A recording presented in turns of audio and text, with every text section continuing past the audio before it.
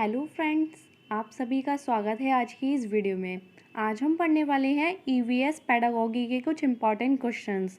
हमने एक series start करी है जिसमें हम प्रीवियस ईयर क्वेश्चन सॉल्व कर रहे थे। ये है वीडियो का पार्ट 3। अगर आपने बाकी की वीडियोस नहीं देखी हैं, पार्ट 1 और पार्ट 2, तो मैं उसका लिंक डिस्क्रिप्शन बॉक्स में और आई बटन पर दे दूँगी, तो वहाँ से जाकर आप देख सकते हैं। साथ में अगर आप चैनल पर नई हैं तो चैनल को सब्सक्राइब ज़रूर करें और साथ में बेल आइकन को ज़रूर दबाएं, जिससे आने वाले वीडियोस का नोटिफिकेशन आप तक पहुंचता रहे। तो स्टार्ट करते हैं वीडियो। फर्स्ट क्वेश्चन है, बीज अंकुरण की अवधारणा को इस तरह सबसे बेहतर तरीके से पढ़ाया जा सकता है।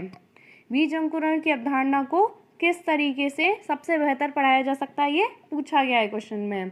ऑप्शन है अंकुरित बीजों की फोटो दिखाना, ऑप्शन बी कक्षा में अंकुरित बीजों को दिखाना और अंकुरण की प्रक्रिया को स्पष्ट करना, ऑप्शन सी बोर्ड पर चित्र बनाते अंकुरण के चरणों को प्रदर्शित करना, ऑप्शन डी बीज बोने, अंकुरण के विभिन्न चरणों का अवलोकन करने और उनका चित्र बनाने की गतिविधि को बच्चों को निष्पादित करने के लिए कहना। तो सही आंसर होगा इसका ऑप्शन नंबर डी। जब बच्चे उन चीज़ों को खुद अपने सामने देखेंगे तो ज़्यादा अच्छे से समझ पाएंगे, बेहतर तरीके से समझ पाएंगे। तो सही आंसर हो जाएगा option number D. Next question देखते हैं।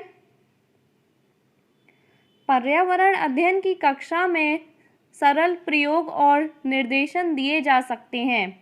ऑप्शन ए कक्षा में अनुशासन को सुनिश्चित करने हेतु बच्चों को नियंत्रित करने के लिए, ऑप्शन बी बच्चों को स्वयं सीखने के योग्य बनाने और अवलोकन कौशलों को पैना करने के लिए, ऑप्शन सी उच्च कक्षाओं में क्या किया जाता है उसका अनुसरण करने के लिए, ऑप्शन डी बच्चों द्वारा पूछे गए प्रश्नों पर आधारित विचारों पर चर्चा करने, अवलोकनों को दर्ज करने तथा उनका विश्लेषण करने के लिए। तो सही आंसर होगा इसका ऑप्शन नंबर बी, बच्चों को स्वयं सीखने के योग्य बनाना और अवलोकन कौशलों को पैना करने के लिए। जब बच्चे किसी भी ज्ञान को खुद अपनी मेहनत से, अपनी बुद्धि से सीखते हैं तो वो ज्ञान को आसानी से और जल्दी समझ लेते हैं। तो सही आंसर हो जाएगा इसका option number B. Next question देखते हैं। निम्नलिखित प्रश्नों के उत्तर देने के लिए सबसे उचित विकल्प चुनिए।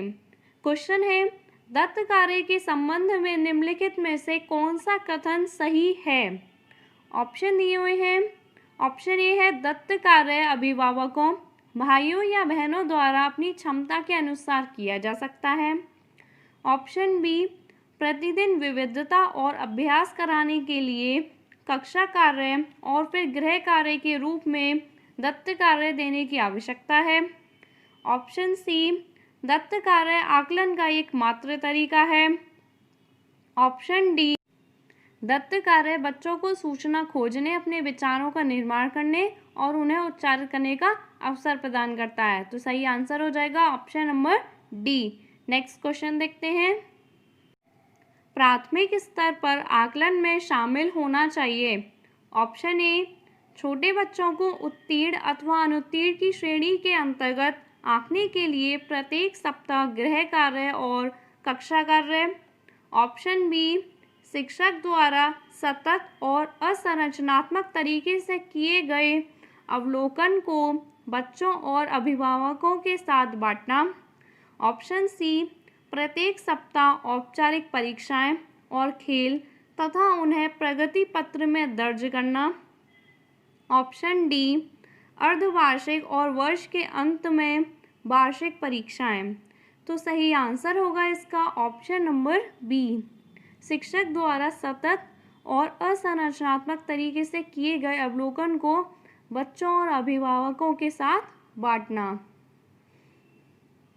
नेक्स्ट क्वेश्चन देखते हैं। निम्नलिखित में से कौन सा प्राथमिक विद्यालय में पर्यावरण अध्ययन पढ़ाने का उद्देश्य निरूपित है। ऑप्शन ए विद्यालय में बच्चों के अनुभवों को बाहरी दुनिया से जोड़ना, ऑप्शन बी बच्चों को तकनीकी शब्दावली और परिभाषाओं से परिचित कराना। ऑप्शन सी, पर्यावरण से संबंधित तकनीकी शब्दों का आकलन। ऑप्शन डी, अपने ज्ञान का विस्तार करने के लिए बच्चों को सूचना देना कि उन्हें कौन सी पुस्तक पढ़नी चाहिए। तो सही आंसर हो जाएगा इसका ऑप्शन नंबर ए। विद्यालय में बच्चों के अनुभवों को बाहरी दुनिया से जोड़ना, जिससे वो सामाजिक ज्ञान को भी प्राप्त कर सकें। तो सही आंसर हो जाएगा option number A. Next question देखते हैं। निम्नलिखित कथनों में से कौन सा प्राथमिक स्तर पर पर्यावरण अध्ययन पढ़ाने का उद्देश्य नहीं है? ऑप्शन ए, जीवन और पर्यावरण से सरोकार रखने वाले मूल्यों को आत्मसात करना। ऑप्शन बी, प्राकृतिक व सामाजिक वातावरण के बारे में उत्सुकता जगाना। ऑप्शन सी, बच्चों को खोजने की क्रियाओं में लगाना तथा व्यवहारिक क्रियाएं करवाना जो संज्ञानात्मक और मन संचालक कौशलों के विकास में सहायक हो। ऑप्शन डी, बच्चों पर आकलन के लिए शब्दावली और परिभाषाओं का बोझ डालना। तो सही आंसर हो जाएगा इसका ऑप्शन नंबर डी। बच्चों पर आकलन के लिए शब्दावली और परिभाषाओं का बोझ डालना। जब भी परिभाषाओं को रटना, परिभाषाओं पर बल देना, इस तरह के पॉइंट्स आएंगे तो वो आंसर गलत होगा। तो सही आंसर हो जाएगा option number D. Next question देखते हैं।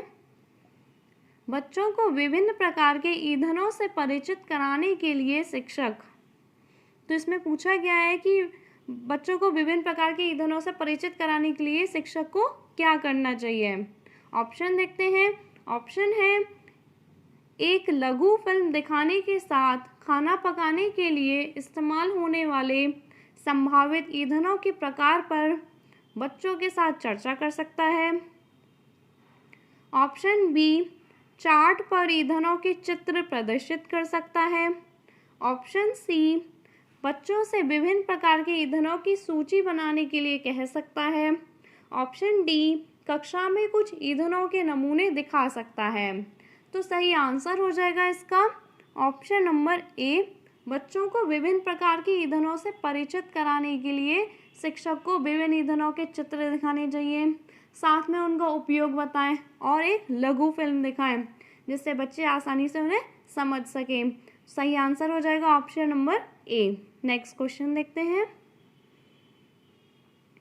पर्यावरण अध्ययन की कक्षा में बच्चों के व्यक्तिगत अनुभवों को महत्व देना शिक्षक को लाभ पहुंचाता है। ऑप्शन ए, उसकी ऊर्जा बचाने में, क्योंकि बच्चे बातचीत करना पसंद करते हैं। ऑप्शन बी, बच्चों के विशिष्ट अनुभवों को जानने में। ऑप्शन सी, बच्चों की भाषा और संप्रेषण कुशलताओं को सुधारने और परिमार्जित करने में। ऑप्शन डी, विमर्श को बच्चों के अनुभव संसार से जोड़ने और विमर्श व सीखने को बढ़ावा देने में। तो सही आंसर हो जाएगा इसका option number D. Next question देखते हैं। पर्यावरण अध्ययन की पाठ्य पुस्तक में पहेलियां शामिल करने का निम्नलिखित में से कौन सा उद्देश्य नहीं है? ऑप्शन ए, सृजनात्मक चिंतन की योग्यता और उत्सुकता का विकास करना। ऑप्शन बी, बच्चों में आलोचनात्मक चिंतन शक्ति विकास करना। ऑप्शन सी, बच्चों में तर्कणा शक्ति का विकास करना। ऑप्शन डी, बच्चों के मस्तिष्क को भ्रमित करना और उन्हें इस भ्रम का आनंद उठाने देना। तो इसमें पूछा गया है कि पहेलियां पढ़ाने का उद्देश्य नहीं है। तो सही आंसर हो जाएगा option number D.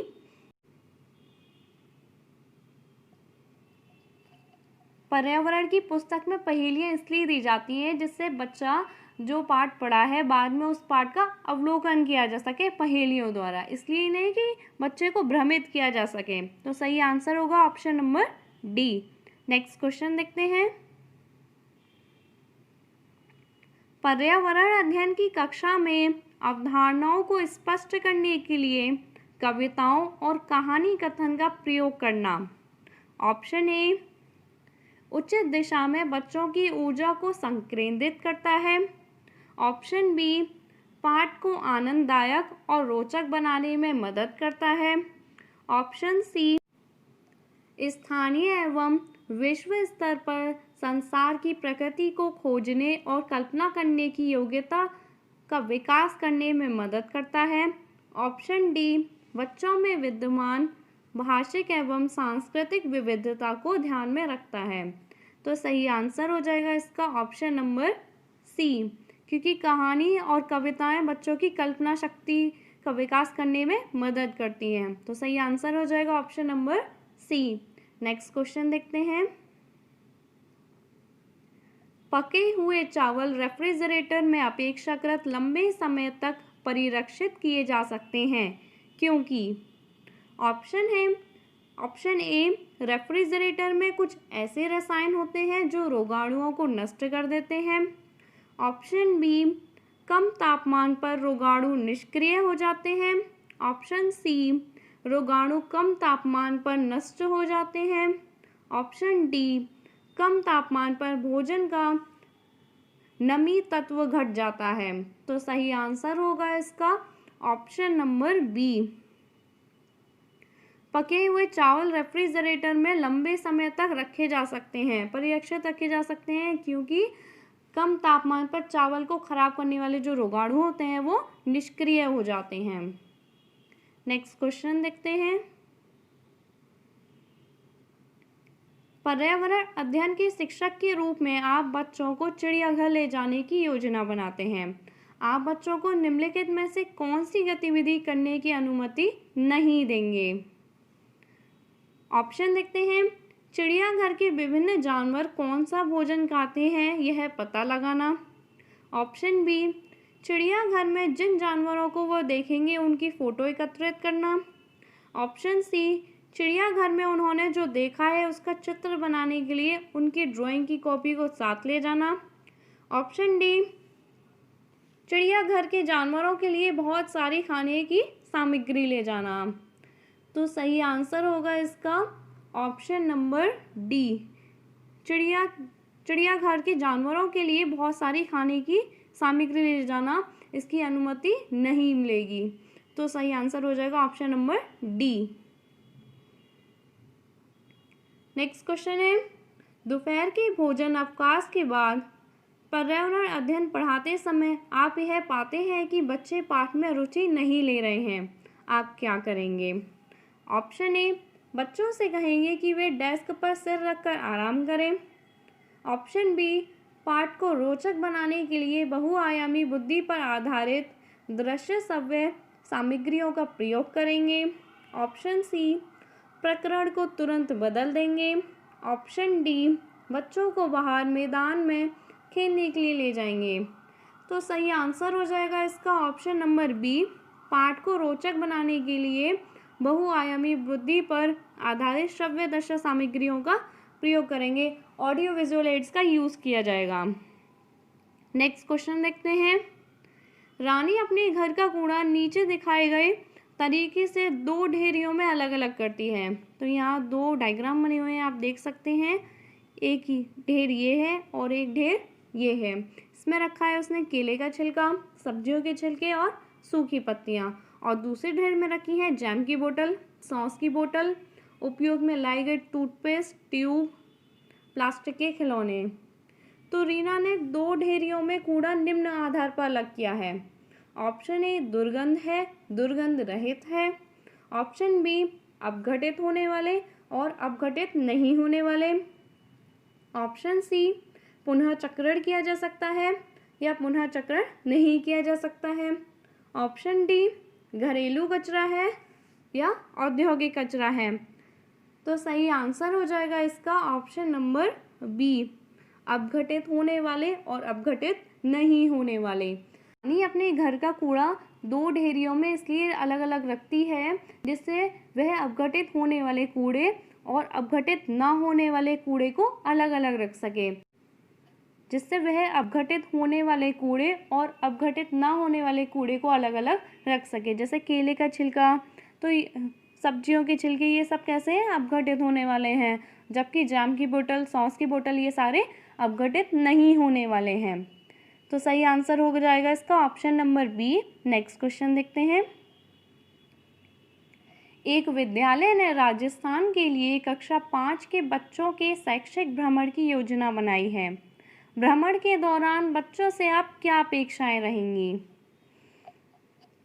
Option A, चीज़ों के बारे में बिना कोई प्रश्न पूछे सभी का अवलोकन करना चाहिए।